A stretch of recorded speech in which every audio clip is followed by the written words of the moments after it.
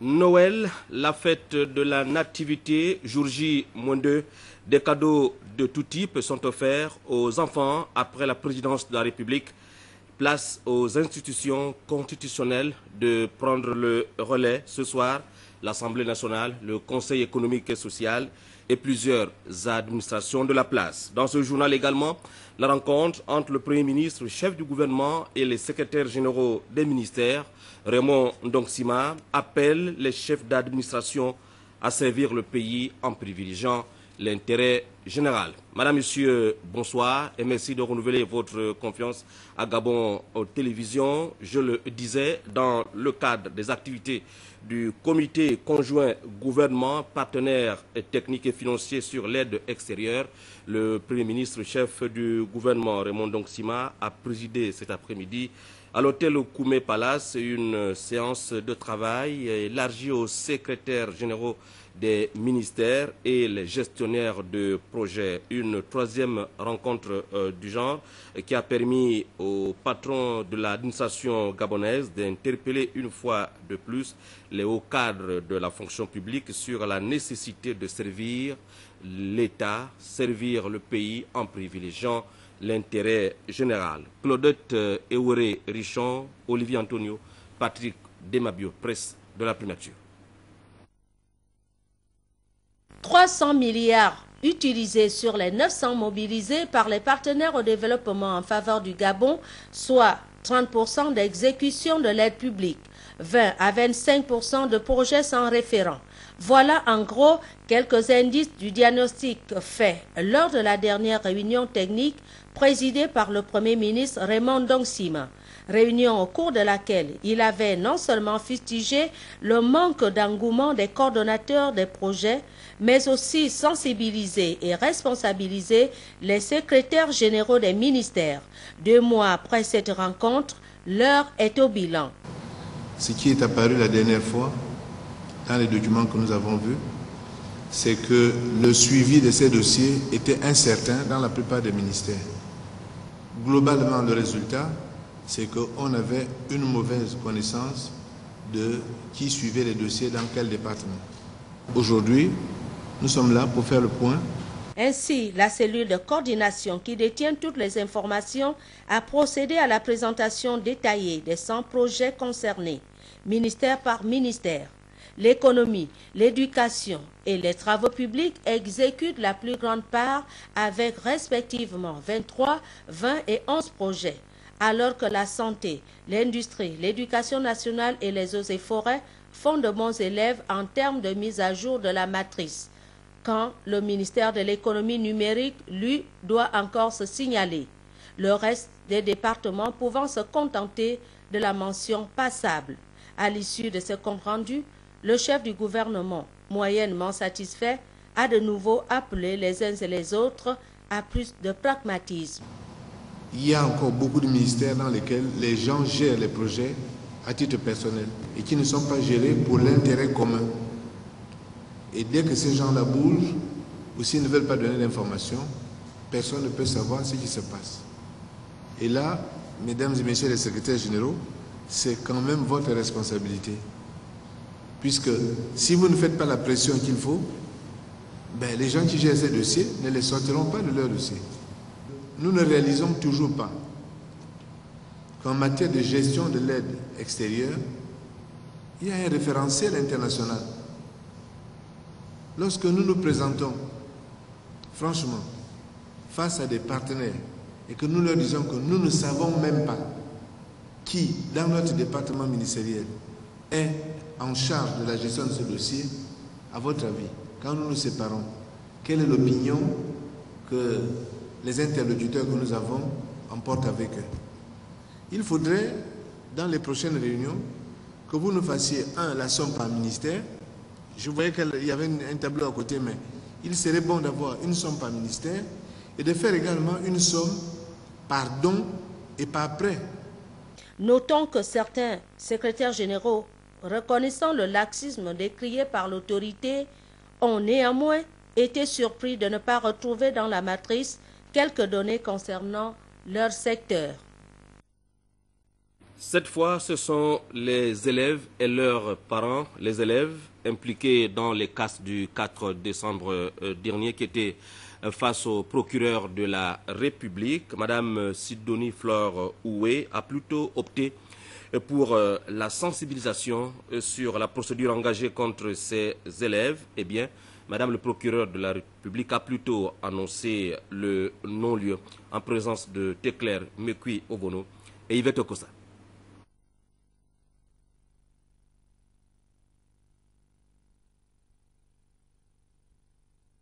Oui, à l'endroit des élèves contestataires interpellés lors des émeutes du 4 décembre dernier était salutaire pour ces derniers et leurs parents. Toutes les procédures peuvent être présentées par non-voyance ou non-voyance sur la des unités judiciaires. Je vais les classer. Et c'est quoi le classement sans suite? Le classement sans suite consiste pour un magistrat du parquet de la République de ne pas donner suite à une affaire conformément au principe de l'opportunité des choses. Cette décision de classement sans suite n'a pas un caractère définitif. À tout moment, le ministère public a décidé de manière délibérée de classer sans suite la procédure engagée. Non, sans interpeller ses élèves et leurs parents, leur précisant que nul n'a le droit de violer la loi sans en être inquiété, surtout s'il a atteint l'âge de la majorité pénale qui est de 13 ans au Gabon. Rien d'autre ne peut justifier par ailleurs la barbarie et les actes de vandalisme posés par certains élèves au cours de cette marche. Une décision saluée par les uns et les autres. Nous nous réjouissons de cette action pour le renforcement du délai, mais il y a également l'action de sensibilisation à l'endroit du force de l'ordre pour le respect des droits des populations, dont les enfants. Invitant les parents à relayer les conseils du parquet à leur progéniture chaque fois que nécessaire, le procureur de la République a précisé à ces derniers qu'ils encourent des poursuites judiciaires allant du dédommagement des potentielles victimes à des peines d'emprisonnement si les faits se renouvelaient.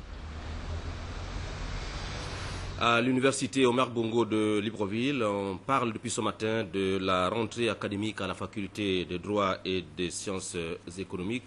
Une rencontre vue comme une prise de contact qui a permis aux responsables de la faculté de présenter leur établissement en présence de Joseph Biogué et d'Elvire Tali.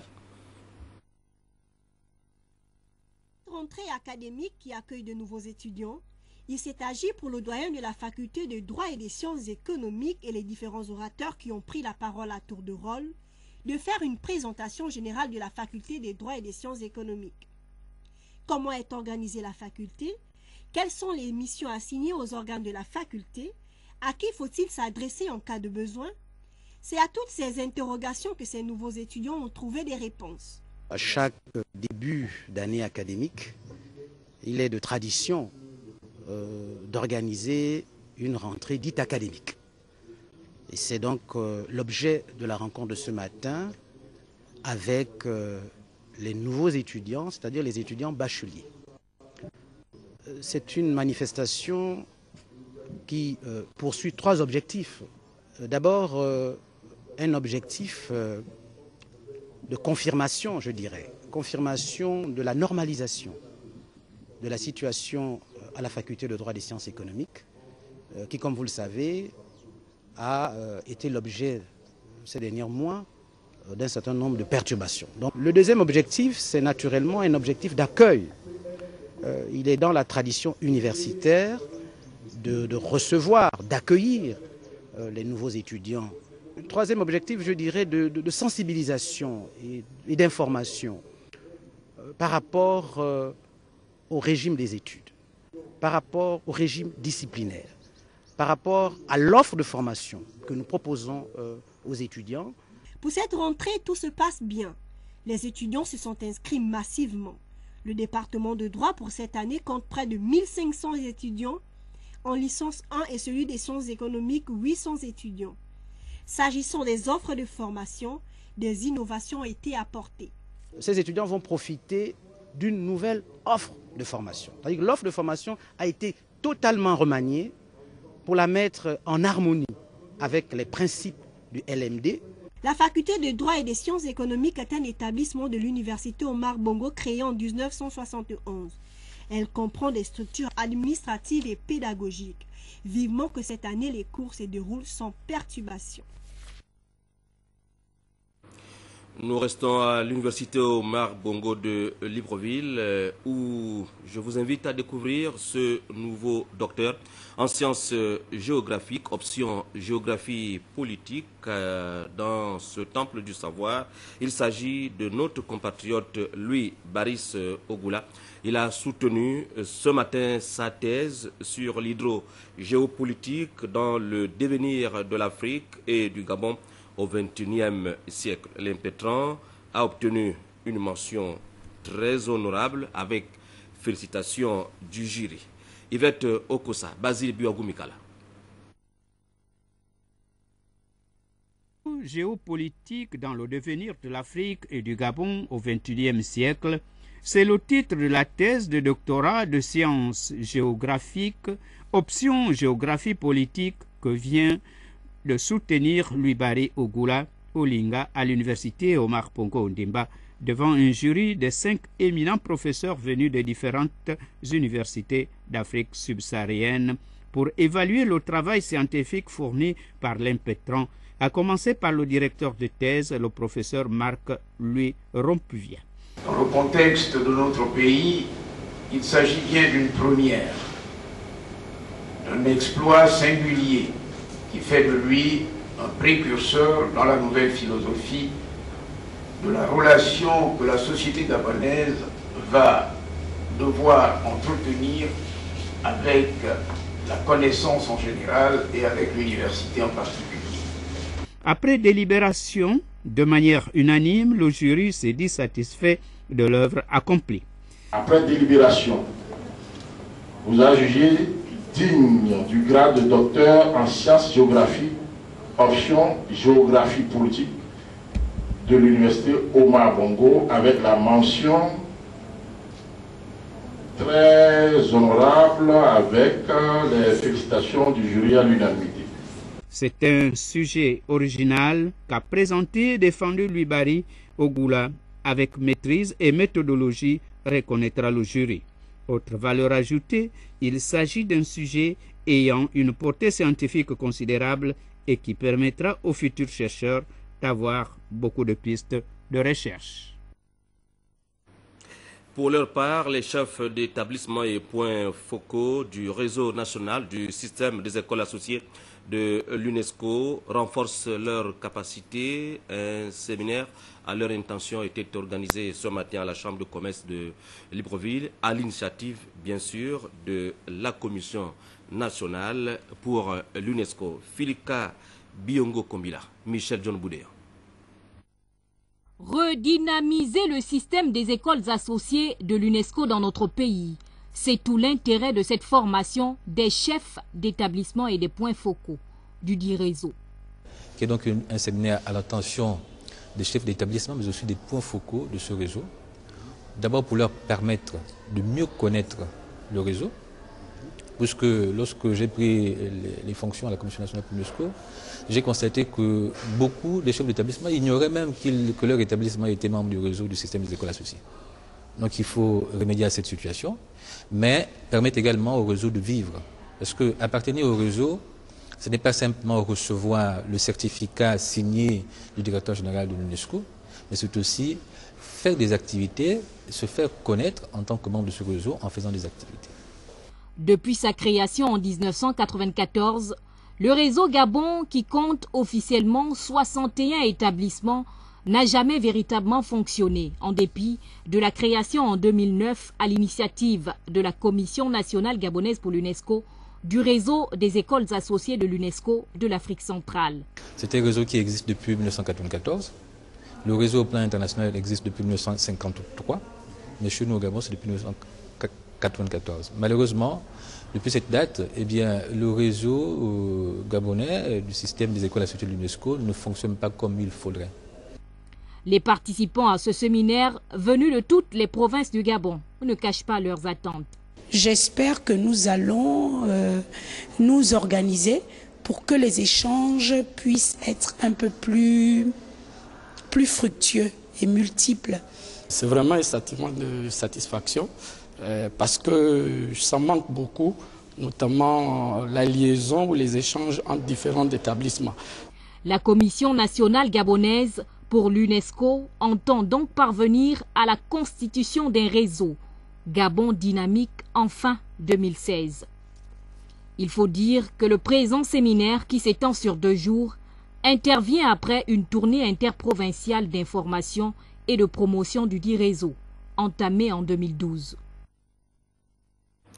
La Fondation Jean-François Ntuntum Eman pour l'éducation, la formation et le perfectionnement a honoré les élèves du 5e arrondissement de la commune de Libreville. Une cérémonie riche en couleurs. En tout cas, là-bas, l'excellence était de mise. Francis Ngomo, Blandine Nyambo-Indasi. Force est de reconnaître que les actions de Jean-François Ntuntum Eman ne se comptent plus. Actif et déterminé à combattre la misère et les souffrances, il est sur tous les fronts. Il a mis en place cette fondation pour porter aide et assistance aux jeunes. Son attachement profond aux enfants trouve ainsi son expression la plus éloquente. Elle se manifeste surtout vers le mois d'avril ou le mois de mai de chaque année, par l'organisation d'un concours ouvert à tous les élèves de toutes les écoles primaires de notre arrondissement. Cette année, Jean-François Ntuntum Eman et son épouse Yolande Ntuntum Eman ont décidé d'honorer les notables et les 18 chefs de quartier du 5e arrondissement. Je voulais donc que nous nous retrouvions. C'est tout simplement pour que nous passions quelques moments de convivialité, pour que vous sachiez que je ne vous oublie pas. Je vous porte dans mon cœur et dans mon esprit. Le leader naturel, charismatique, le dinosaure, comme l'appellent affectueusement les populations du 5e arrondissement, a remis à ses chefs de quartier à la veille des fêtes de fin d'année des habits, des téléphones portables et 150 000 francs CFA chacun. Une marque d'estime et de confiance qu'il partage avec les siens. Jean-Baptiste, chef de quartier là à Dakar, à la veille la fin de l'année, nous offrir de tels cadeaux, c'est pas n'importe qui. C'est pas n'importe qui, c'est que c'est un grand homme, c'est quelqu'un qui aime ses parents, qui aime sa population. Je ne m'y attendais pas. Je suis très ému. Monsieur Ebé Clément, Mindoube 1, c'est avec tout le plaisir que je reçois ce cadeau-là. Autre fait marquant de la solidarité agissante du couple Ntuntum Eman, la construction prochaine d'une maison à un compatriote qui a tout perdu. La cerise sur le gâteau, un orchestre complet que Jean-François Ntuntum Eman et son épouse Yolande Ntuntum Eman ont offert à un grand musicien gabonais, Téder, fils de Lalala. Ben, c'est la joie, c'est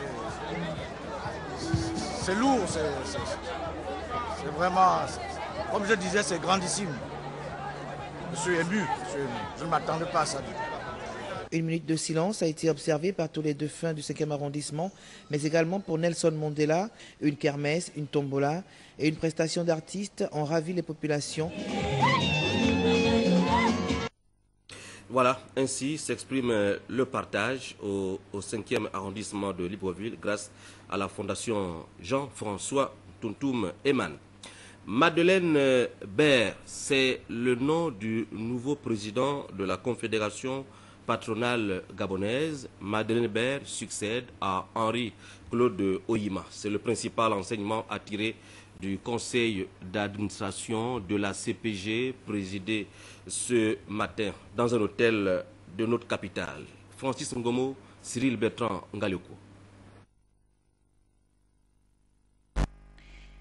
6 points inscrits à l'ordre du jour de ce conseil d'administration dont le plus important était sans nul doute l'élection du président de la Confédération patronale gabonaise pour un mandat de 3 ans. Plutôt avant l'élection du président, ce sont les anciens administrateurs et les nouveaux représentants au conseil d'administration qui ont procédé à la passation de services. Sur les 40 sièges à pourvoir, 19 nouveaux membres intègrent la famille de la CPG. Une intronisation qui est une forme de reconnaissance du travail abattu pour certains d'entre eux. Je représente d'abord une branche, la branche autres institutions financières, dont je suis le président de la commission et qui regroupe un peu toutes les autres institutions financières qui ne font pas partie donc, de l'APEC. Je pense que nous allons pouvoir apporter notre modeste contribution à la bonne marche donc, de cette confédération. Nous allons apporter aussi des propositions auprès donc, du bureau exécutif en tant qu'administrateur pour que la CPG puisse porter plus haut les entreprises gabonaises. Avec 33 voix pour, contre une abstention sur les 34 administrateurs votants, Madeleine Baird succède à Henri-Claude Oyima qui, après 10 ans passés au patronat gabonais, entend aider la nouvelle équipe dirigeante dont l'un des objectifs majeurs reste la question de l'emploi des jeunes qui est au cœur de l'avenir de notre pays. L'important pour nous aujourd'hui, c'est dire que vous voyez que nous, la CPG, on ne redoute pas le changement. Notre changement, il est inscrit dans nos statuts. Ce sont des mandats de 3 ans, dont nous avons fait 10. Il était normal qu'aujourd'hui, maintenant, notre confédération, je dirais, se mue par la jeunesse, se mue par le fait que c'est une femme. La Confédération patronale va continuer sa lancée. Nous avons un vaste chantier de réformes que nous devons accompagner. Nous avons eu récemment l'honneur et le privilège de recevoir le chef de l'État à une de notre Assemblée générale. Des objectifs ont été assignés et nous allons accompagner ces projets-là, nous allons accompagner ces réformes-là. Comme l'a dit le président Oyima, il faut absolument que les entreprises de la Confédération patronale soient toujours au plus haut niveau. Après l'installation de la nouvelle équipe de la Confédération patronale gabonaise, les différents projets inscrits à leur agenda pour 2014 sont entre autres leur participation à l'élaboration du nouveau code du travail, mais aussi l'organisation des universités de la CPG. Merci Cyril. À présent, cet atelier sur l'aménagement du territoire. L'ordre du jour des travaux, la confirmation de la prospective du schéma d'aménagement de notre pays tenu lors des assises précédentes. Voici l'économie de cette rencontre avec Gabriel Guillain-Lemami. Joseph.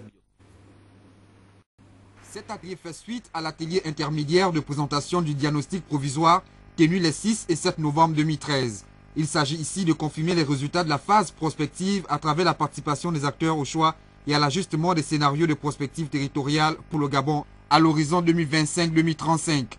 Nous voici à nouveau réunis dans le cadre de l'atelier intermédiaire de validation de l'analyse prospective et du choix des scénarios pour le schéma national d'aménagement du territoire. Cet atelier préfigure une étape importante dans l'avancement de l'élaboration de la stratégie globale, en ce sens qu'il présente une analyse poussée de la phase diagnostique qui va permettre de décliner les différents scénarios qui peuvent être retenus pour le développement de notre pays. La première étape de ces travaux a constitué à présenter la démarche prospective et les résultats suivis d'une séance de questions-réponses, puis une présentation portant sur les scénarios, suivi de débats importants sur le choix des scénarios pour le Gabon. De ces travaux, il en découle le rapport suivant. Dans son propos introductif, l'expert du cabinet d'études Study International est revenu sur l'étape de l'élaboration du schéma national d'aménagement et de développement du territoire, notamment le diagnostic territorial, la perspective et la prospective territoriale, l'élaboration, le calibrage et la programmation du schéma. Il s'est ensuite appesanti sur les raisons et l'intérêt de réaliser une prospective pour l'aménagement du territoire. En tant que diagnostic territorial, en tenant compte du diagnostic territorial, d'une part, les exigences du développement durable de l'autre, les enjeux à maîtriser et les projets fédérateurs pouvant soutenir le développement territorial du Gabon à l'horizon 2025 ont été identifiés. Soulignons que cet atelier a vu la participation des ministères sectoriels et des agences concernées par l'élaboration et la mise en œuvre du schéma national. Nous reparlons ce soir des élections locales du 14 décembre dernier. La tête de liste PDG du 3e arrondissement de la commune de Ntoum, Paul Biogemba, juge que ce scrutin s'est déroulé dans la sérénité et en toute transparence. Il est au micro de Frédéric Alogesissa et Idriss Mungala. Aucun sentiment ou aucun avis, hein, c'est une certitude. C'est qu'il y a eu une bonne participation. Les électrices et les électeurs ont répondu présent. Et je pense que je souhaite que ce soit toujours comme ça, dorénavant, que les uns et les autres viennent à accomplir leur devoir civique. Je crois que cette forte participation est due à un certain nombre de choses. La première, c'est que de plus en plus, on donne de l'importance aux collectivités locales. Il y a là un intérêt réel. Il importe effectivement que les collectivités locales, les mairies, les conseils départementaux jouent un rôle plein entier aux côtés de l'État. Tout le monde a compris que l'État fait déjà ce qu'il fait, mais il faut prolonger cette action par la gestion locale. Et c'est pour cela qu'il importe de mettre à la disposition de ces conseils locaux les moyens nécessaires à leur bon fonctionnement, en premier lieu, les hommes et les femmes qui les gèrent, qui les animent. Deuxièmement, on peut dire que, vous savez, les élections locales, en fait, c'est une élection qui en cache une autre.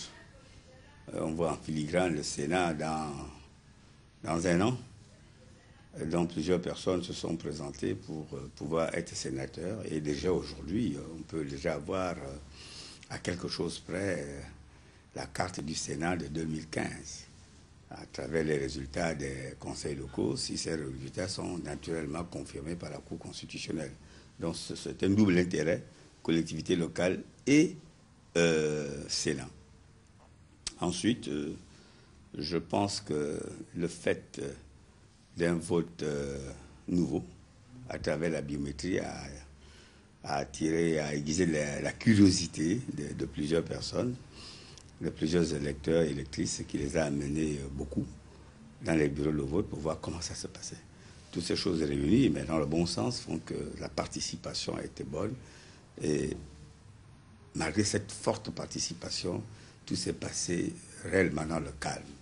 C'est à l'avantage du peuple gabonais et de la démocratie gabonaise.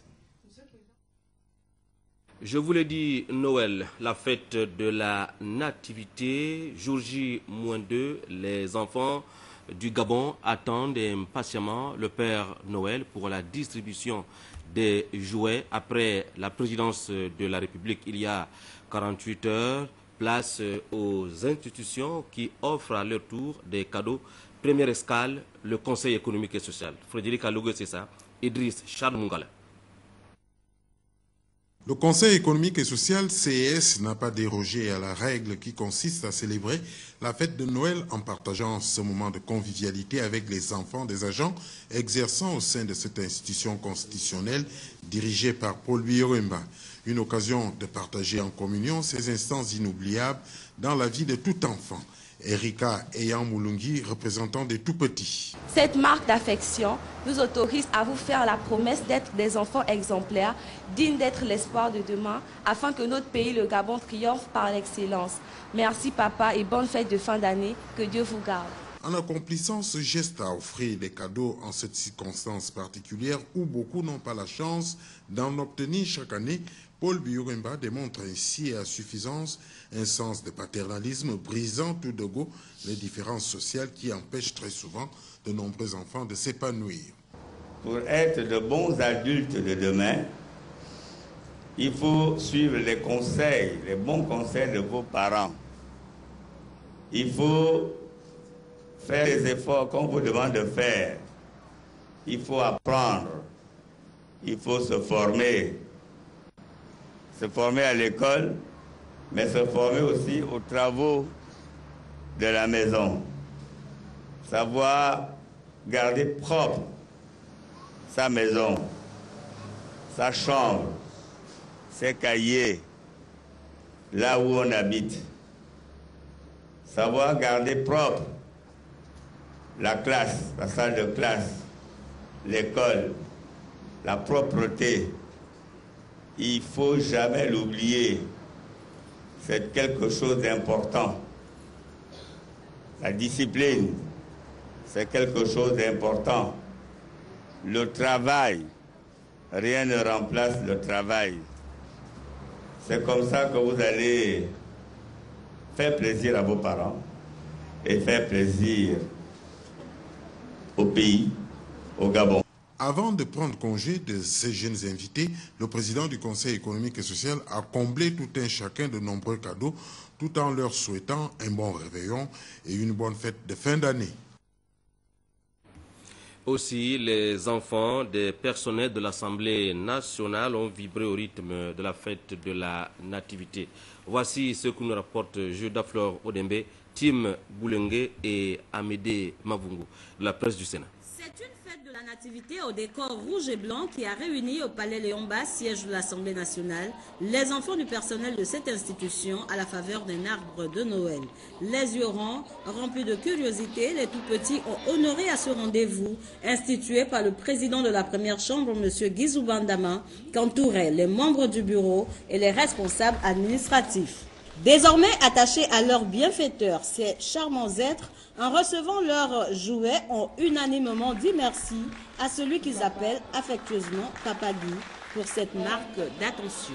Très cher Père, chaque fête de fin d'année, vous nous invitez à l'Assemblée nationale afin de nous prodiguer vos sages conseils et nous distribuer tous ces beaux cadeaux.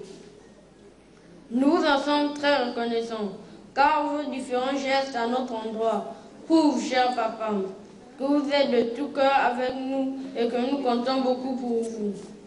Comme le disent souvent les adultes, les pieds ne vont pas où le cœur ne pense pas. Des moments de détente et de gaieté que le président de l'Assemblée nationale a saisi pour prodiguer de sages conseils à ses convives. Pour le patron de la représentation nationale, la réussite scolaire passe nécessairement par le goût de l'effort. En manifestant cet acte de solidarité par l'organisation de cet arbre de Noël, nous voulons aussi participer aux côtés de vos parents, chers enfants, à vous encourager à redoubler d'efforts. Vous devez travailler à l'école. Vous devez écouter les conseils de vos maîtres. Vous devez écouter les conseils de vos parents. L'État fait ce qu'il peut. On organise le système éducatif, même si à l'heure actuelle, il y a à tous les niveaux quelques éléments qui cherchent à bloquer le fonctionnement du système éducatif pour l'empêcher d'avancer vers l'excellence. Mais nous sommes persuadés que les mesures que le gouvernement prend sont de bonnes mesures et qu'elles sont destinées à améliorer le système pour que ce que vous apprenez aujourd'hui puisse vous préparer à devenir demain de grandes personnes. Ces instants de solidarité demeurent uniques pour ces chérubins qui n'ont pas caché leur joie tout au long de cette cérémonie, agrémentée par des artistes de renom. Les mains pleines de cadeaux, les enfants sont repartis heureux d'avoir rencontré le Père Noël à l'Assemblée nationale. À l'Assemblée nationale où le président informe les honorables députés que la commission des finances, du budget et de la comptabilité publique procédera mardi, donc demain 24 décembre à 9h30 dans la salle Georges Damas Alika au premier étage du palais Léon-Bas à l'audition du ministre du budget, des comptes publics et de la fonction publique sur la mise en œuvre de la budgétisation par objectif de programme. À cet effet, la présence des honorables députés, membres de la dite commission à cette séance de travail est vivement souhaitée. Mireille Niangui, Françoise Pambo, Jean-Pierre Manyungu, Sandrine Akwango, Serge Bekale, Emmanuel Bekui, Fortuné Scott Ndiba, Gérard Miyundu, Jerry Mbougou Bivugu et Laetitia Ossia Joyi vous proposent à présent Noël dans plusieurs administrations de la place, à BGFI, Gabon Télécom, les impôts, la NEF, le Rotary Club, EcoBank, CNSS, DHL, l'UGB et Alekoni dans les plateaux, province du Haut-Ogooué. Voici Noël à travers les administrations. À demain 20h.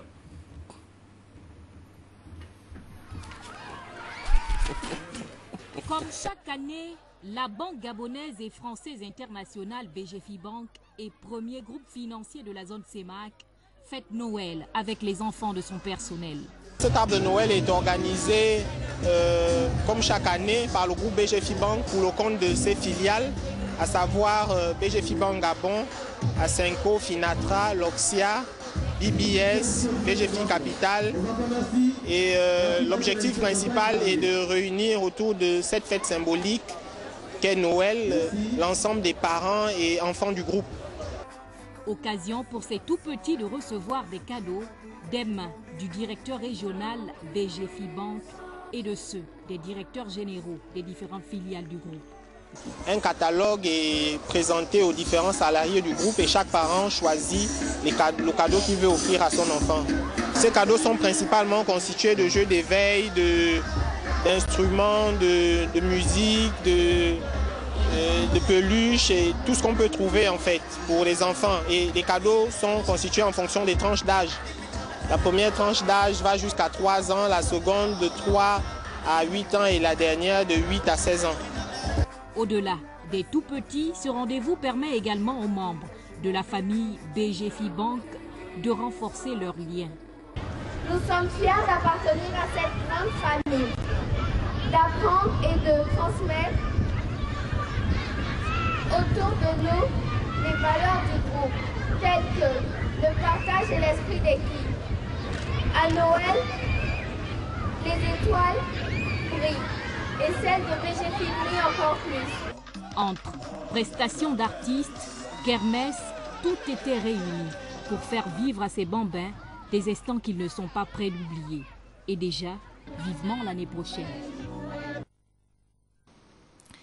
Cadeaux par milliers, déguisements, jeux divers, Gabon Télécom